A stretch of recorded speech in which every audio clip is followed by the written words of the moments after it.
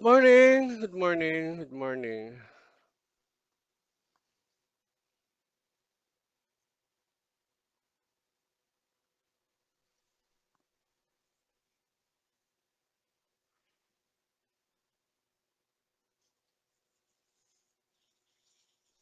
Yun, si Kuya NR, kita ko na. Yan.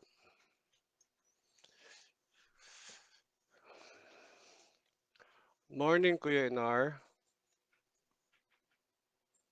Blessed morning.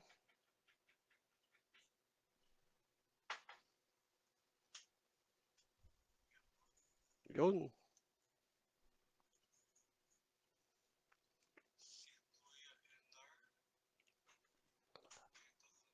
Maganda na yung audio ko.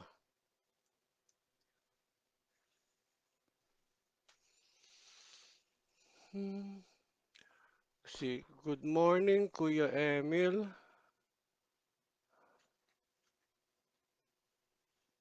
Si, okay, maghintay pa po tayo sandali.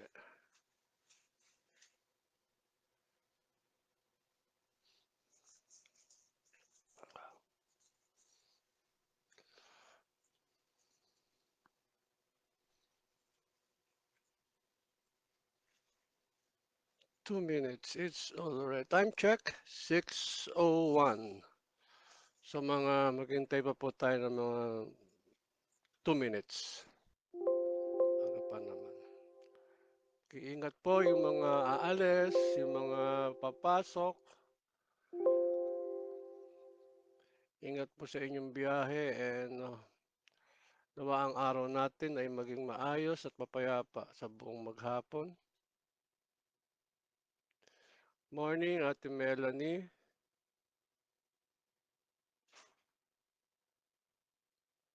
Uh, so,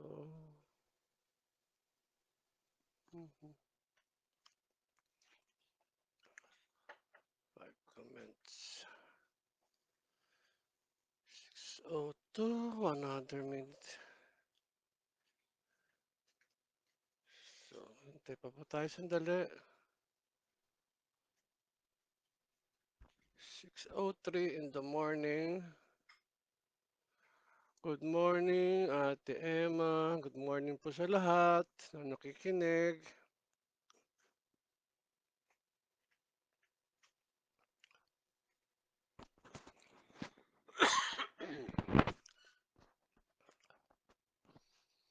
Mhm. So,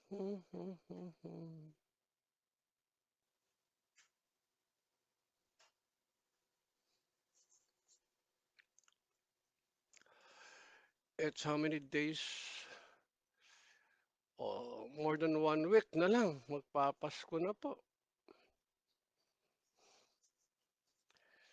Christ is born today.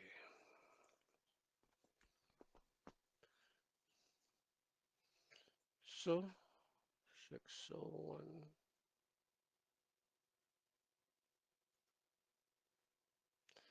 6:03.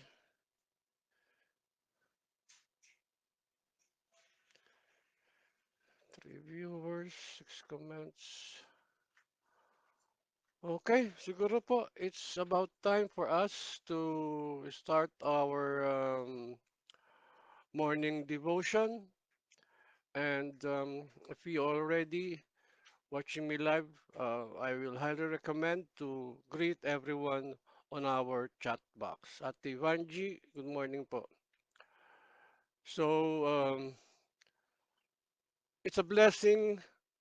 It's a blessing to gather together this early morning as we prepare our hearts and minds to meditate on God's word.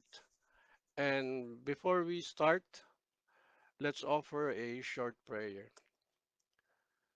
Dear God, our most gracious and heavenly Father, we thank you so much for this wonderful morning that you've given us to hear and to share your word. ang iyong salita na nagbibigay sa amin ng gabay, ng patnubay, at ng wisdom upang magawa namin ang mga bagay na naaayon sa iyong salita, O Lord.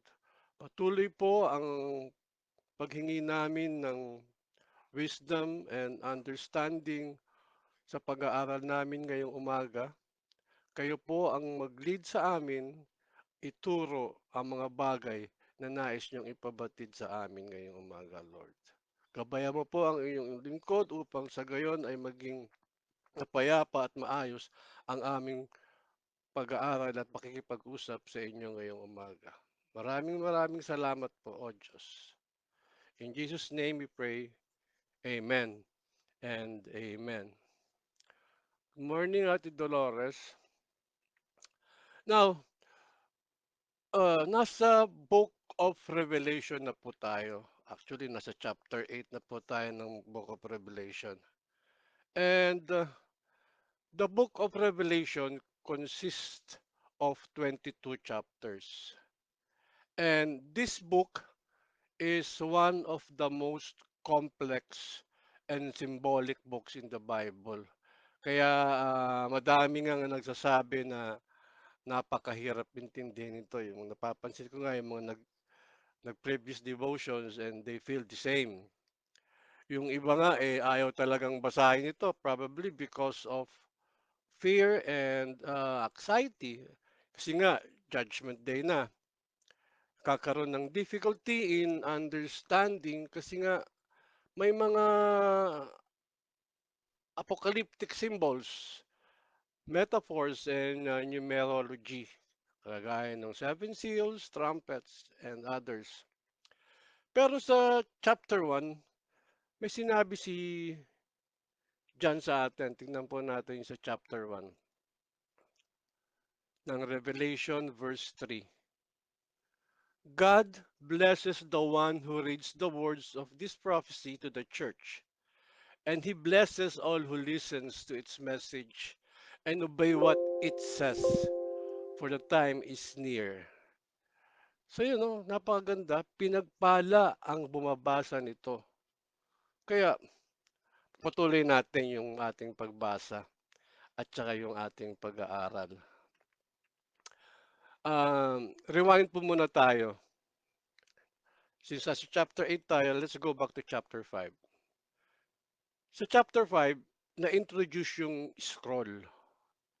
Sabi nga ni Kuya Josiah na this scroll will answer all our questions. But no one can open it except for the lamb that was slaughtered and whose blood ransomed the people of God from sin. Alam naman po natin kung sino yung lamb na tinutukoy dito. As a proof po, tignan natin yung sa John chapter 1 verse 29.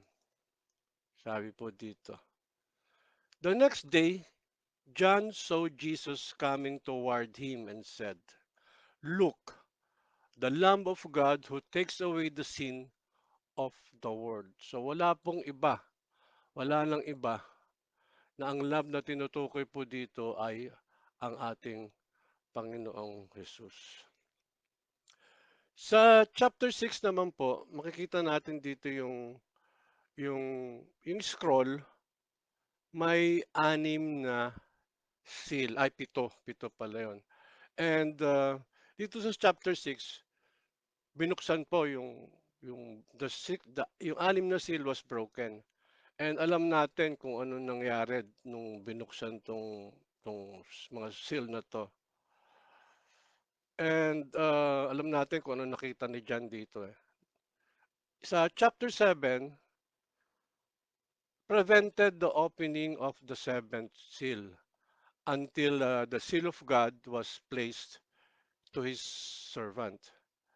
Naalala ko pa nga yung sinabi ni Elder Lito kahapon na ito lang ba ang maliligtas? Kasi may nakalagay po doon may 144,000. And base po sa pagre-research na elderly to may 9 million ang population during the time ng Israel. So, let's move on. Nasa chapter 8 na po tayo ng Revelation.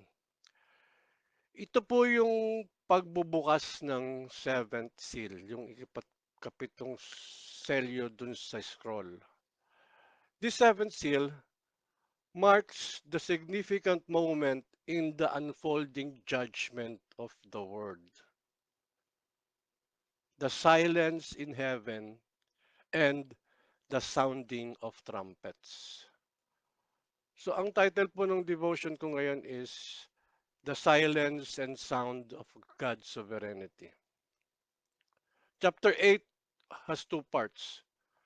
Yung breaking the seventh seal and the mighty blast of the first four trumpets. Hindi po natin pag-uusapan kung anong nangyari after yung sounding ng trumpet. Kung babasahin po natin yung verses 6 to 13 ay talagang nakakatakot. I think I am not worthy enough to dwell on this. However, ang pag-uusapan po natin ngayon yung sound of God's sovereignty. Basahin po natin sa verse 1 ng chapter 8. Sabi dito sa verse 1. When the Lamb broke the seventh seal on the scroll, there was silence throughout heaven for about half an hour. So, picturean po natin to, no? Yung sa langit, alam mo naman natin na masaya, yung continuous praises, worship, yung thanksgiving, talagang you will experience joy. Tapos, bigla na lang tatahimik for 30 minutes. Sabi nga po ni Elder Emil nung last week, devotion niya, Heaven is a place or a destination that every one of us wants to see or reach. Naranasan niyo na ba yung saya-saya yung magkakaibigan, nagkukwentuhan, tapos suddenly, biglang tatahimik, tapos may kaibigan kang magsasalita. Uy, may anghel na dumaan. Yung nanonood ka ng pelikula, yung parang yung silence before the storm, tahimik na tahimik, walang background music. Maya-maya, boom! Hindi po ito aksidente. Merong dahilan kaya biglang nagkaroon ng katahimikan sa langit. Dito sa binasa natin, makikita natin kung gaano kaseryoso yung ating Diyos sa kanyang judgment. At kung gaano rin ka-sacred yung kanyang mga plano. Sa buhay natin, huwag tayong matatakot kapag yung paligid natin ay tahimik. Alam mo, kadalasan minsan yung katahimikan na ito, regalo sa atin yan ng Diyos. Alam mo kung bakit? Para bigyan tayo ng time o yung panahon para mag-isip. Am I doing the right thing? Lubos ba yung aking pagtitiwala o yung faith sa Diyos sa nararanasan ko ngayon? Do I feel life uncertainties? It's been a long time and my prayer has not been answered and waiting for God's next move. His silence is part of His perfect plan. Sa sandali ng katahimikan, huwag nating isipin na malayo sa atin ng Diyos. Walang ginagawa para sa atin. Sa mga sandali ng katahimikan, sana maramdaman natin yung mas malalim na presence ng Diyos. Alisin natin yung mga bagay na nakakasagabal Gamitin natin yung silence na ito to meditate on His Word, pray, or simply listen to His voice speaking to our heart. Katulad nung katahimikan na to, yung gamitin natin yung panahon na ito to trust God. Huwag tayo magmadali o gumawa ng mga bagay na magdadala lamang sa atin sa ano, yung malilito tayo, magkakaroon ng kaguluhan. Let's trust na gumagawa ang Diyos para sa ating kabutihan. Also, let's take time na itong silence na to, yung balikan natin yung faithfulness no Lord sa atin during our crisis time. Yung kanyang mga binigay na blessings. At gamitin natin to na maging strength na alam natin na ibibigay niya ulit sa atin yung mga ganitong blessings na ibinigay niya sa atin noon. Tandaan natin yung katahimikan ng Diyos, hindi nasasayang yan. I think it's about time when we experience that to be humble, to learn, and to prepare for the plan of God for us. In verse 3, let's continue. Sabi dito sa verse 3. Then the angel with the gold incense burner came and stood at the altar, and a great amount of incense was given to him to mix with the prayers of God's people as an offering on the gold altar before the throne. Imagine this. Yung prayer mo, big or small, are carefully collected and offered with incense by an angel at the altar of God. Ganda, no? Pinapakita dito lang na yung ating mga prayer ay mahalaga talaga sa Diyos. Kapag nanggagaling sa puso natin ang mga panalangin natin, pakikinggan ito ng Diyos. Minsan kasi, tingin natin hindi tayo pinapakinggan eh. Whether we feel heard or not, our prayers are never in vain.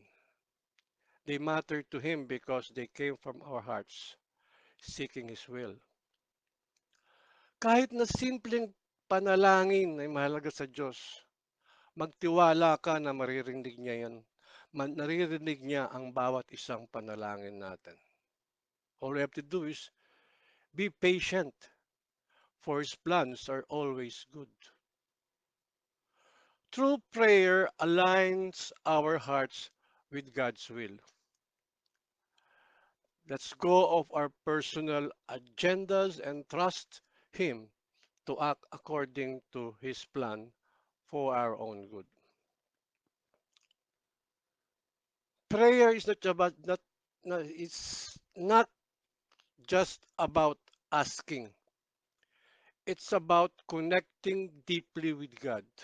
As we see in Revelation, our prayers rise to heaven and hold a significant place in God's divine plan. So, let us pray continually, trusting that our prayers make a difference in heaven and on earth. At sa last part nga po is yung verses 6 to 13, yung trumpets. Trumpets is a signal of God's just judgment, each bringing consequences to a word that has rejected Him. Pansinin po natin to. First trumpet blown, one-third of the earth was set on fire. Second trumpet blown, one-third of the water became blood. Third trumpet blown, one-third of the water became bitter. Fourth, one-third of the day was dark and also the night. So bakit one-third? Hindi buo. Dapat first trumpet, all the earth was set on fire. Hindi ganon, one-third. This event highlights God's justice, but they also reveal His mercy. Binibigay niya tayo ng mga babala, pagkakataon para magsisi. Mercy within judgment to give an opportunity for a change. Even though God is judging this world, He still gives people warning and chances to repent and turn back to Him. God's justice is real and it will come. But His mercy is just as real. Sabi nga sa 2 Peter chapter 3 verse 9, basahin po natin maganda ito. The Lord isn't really being slow about His promise, as some people think. No, He is being patient for your sake. He does not want anyone to be destroyed, but wants everyone to repent. Ganda, no? Talagang di tayo pinababayaan. Ginagamit ng Diyos yung pagdisiplina sa atin, sa ating buhay, para gabayan tayo kapag tayo nalilihis, para bumalik sa Kanya. His grace, His undeserved favor. Help us live according to His ways. Now, take a moment and pause. Reflect on our life. May mga kailangan ba tayong ayusin sa relasyon natin sa Diyos? May kailangan ba tayong ayusin sa relasyon natin sa ating pamilya? May kailangan ba tayong ayusin sa relasyon natin sa ating mga kapatid sa pananampalataya? Ngayon na kapatid ang panahon upang isaayos natin ang ating mga relasyon.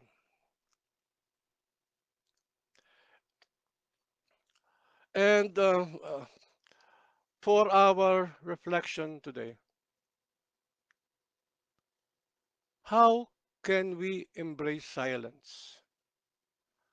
How can we deepen our prayer life and share God's love with others this week? Bago po tayo magtapos, tayo po ay mag-ukol ng maiksing panalangin sa Diyos. Maraming salamat, O Diyos, sa ibinigay mong pagkakataon sa amin upang pag-aralan ang iyong mga salita. Mga salita mong nagbibigay sa amin ng gabay at patnubay sa iyong walang hanggang pag-ibig at pagpapala na araw-araw naming nakakamit.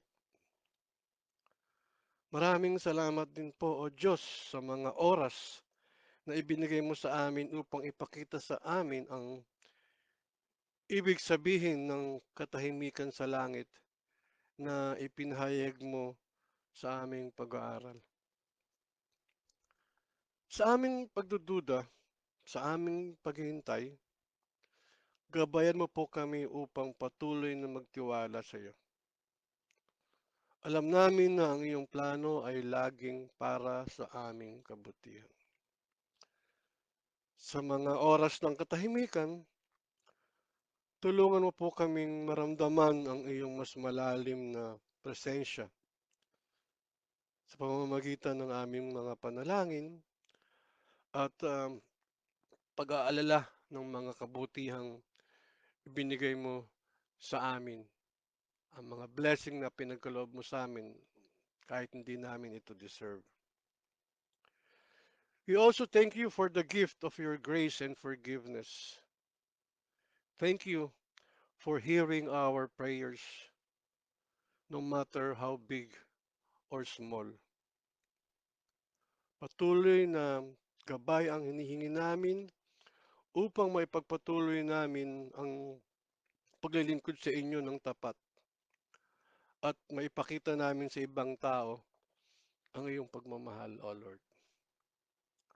Turuan mo kaming magtiwala, magsikap sa paggawa ng kabutihan, alang-alang sa iyong pangalan, O Diyos. Maraming maraming salamat sa iyong patnubay, sa iyong gabay sa aming pang-araw-araw na pamumuhay, O Lord. Hindi kami karapat-dapat, pero kami ay iyong iniligtas. Thank you so much. In Jesus' name, we pray. Amen and amen. Again, good morning po sa ating lahat. Kuya Jeff, good morning. Sino po ba nandito? Kuya Jeff, si Ann. Good morning, Ann. Yan lang po aking nakikita.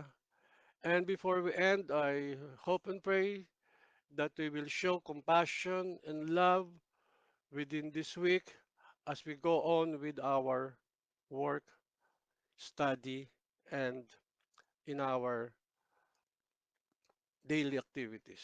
Maraming maraming salamat po sa inyong patuloy na pagsusubaybay sa ating devotion. Ate Lani, good morning. God bless everyone. Bye for now.